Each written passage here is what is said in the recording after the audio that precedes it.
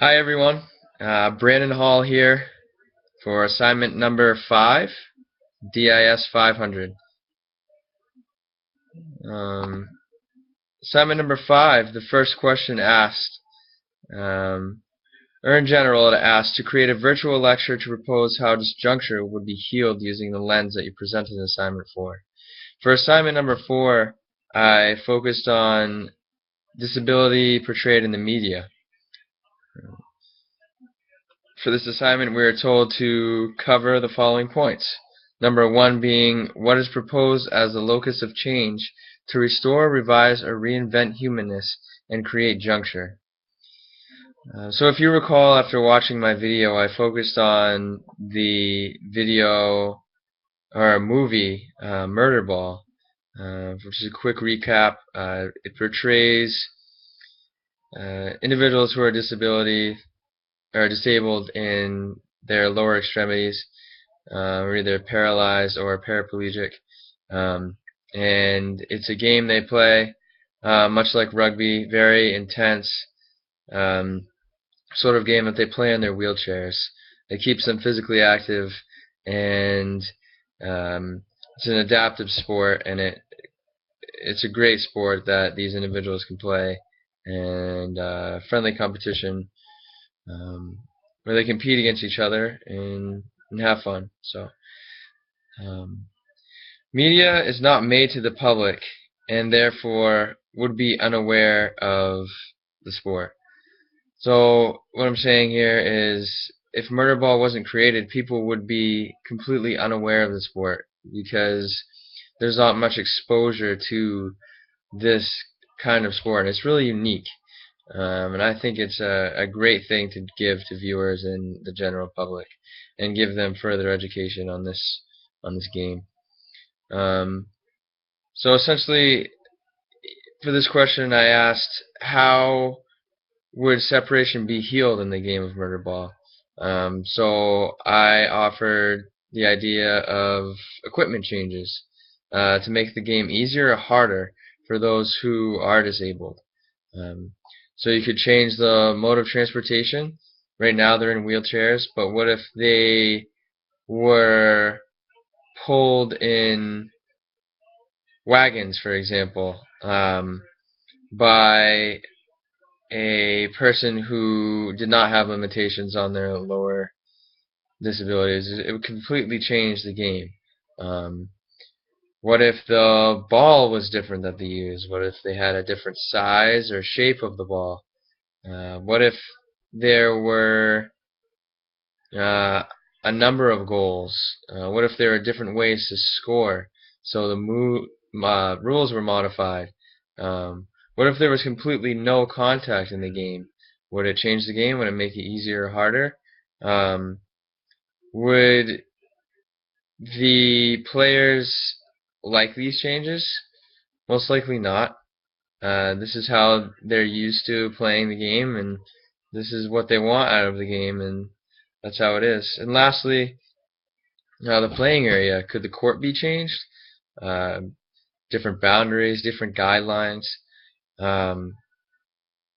certain number of things. I can think back to a class I had taken in undergraduate school in the University of Maine, the KPE department, and adapted PE. I have a lot of correlation between these classes and my graduate studies in disability, and as well as my undergraduate studies in phys ed. And there was an individual who came in and practiced this sort of game where he was visually impaired, and it was a game where it took place on a court. There were 4 players per team, and they were on each side of the court, and there were 2 goals on each side. So essentially, they were goalies, um, and they were trying to prevent the ball from getting scored from the other team. The other team had to roll this ball into the goal, and they score a point, and it alternates.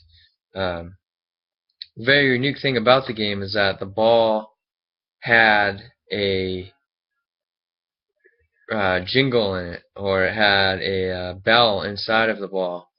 So when they rolled the ball, you could hear it.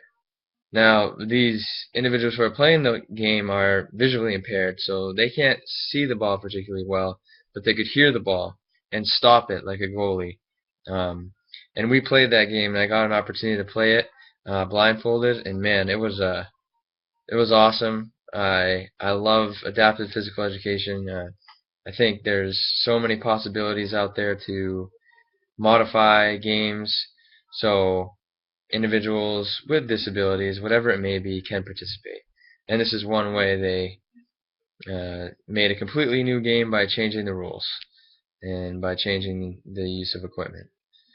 An important thing to take out of this is I think that it makes viewers aware of this and how they live every day, and this is why, or this is the way they want to play the game. This is what they're used to. This is what they want to do. The second question is asked, what strategies, be inventive, would be suggested through theoretical approach? Can make the portrayed individuals with disability as normal as possible, so viewers don't even notice they are in fact disabled. Like I said before in Murderball, watching initially, throughout the first couple of minutes you noticed, but to the end you kind of didn't even notice that they were disabled, and they were just like a person that didn't have lower extremity limitations. So you could quote unquote hide the disability and present more disability in media and make viewers more comfortable and aware of the disabled way of life. Make the viewers feel the challenges those who are disabled deal with on a daily basis. And Murderball is a primary example of this.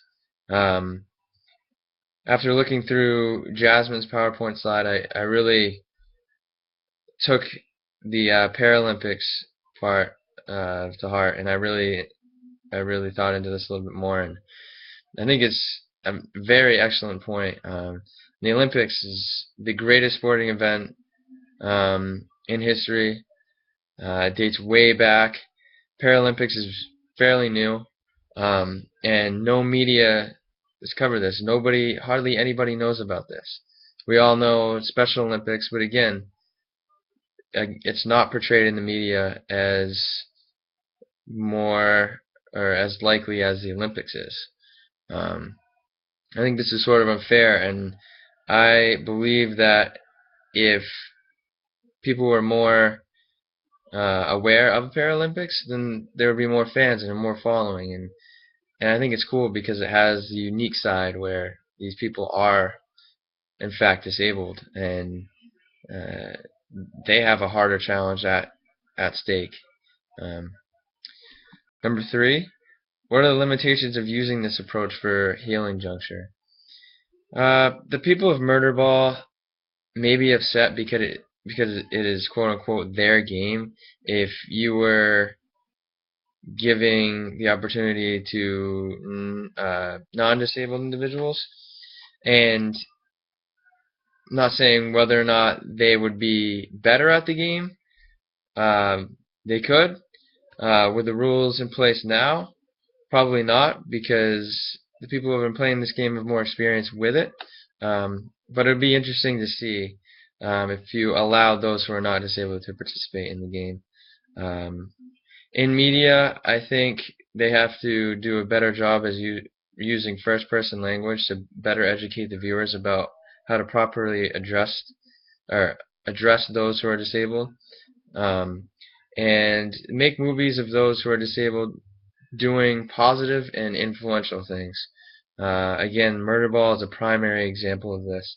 I felt inspired by these individuals, and I really had a connection with the characters in this. One thing that came to mind before I go is in one of the disability courses we watched The King's Speech, and this is another primary example of the king who had speech disabilities, where he had a stutter. And again, this is a very influential movie, and the king finally gives a speech, and it just shows uh, his day-to-day life and how he is able to live and how he is able to overcome this disability. Um, Again, if you haven't seen that movie, I would check it out. It's great. Any other movies that deal directly with disability, feel free to let me know and comment on, and I would be more than happy to watch it and get further educated. Um, Thank you very much. Have a great Sunday, and thanks for viewing.